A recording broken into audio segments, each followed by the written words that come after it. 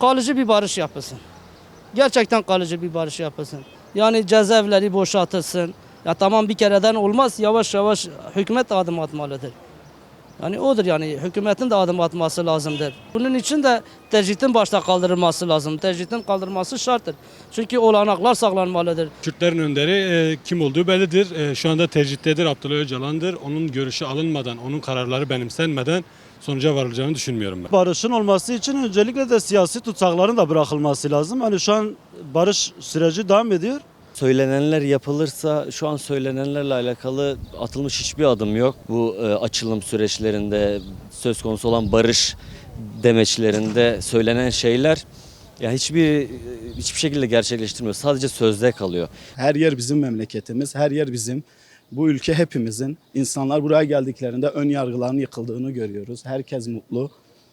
Biz de mutlu olmak istiyoruz. Gelecek nesiller de mutlu olmasını istiyoruz.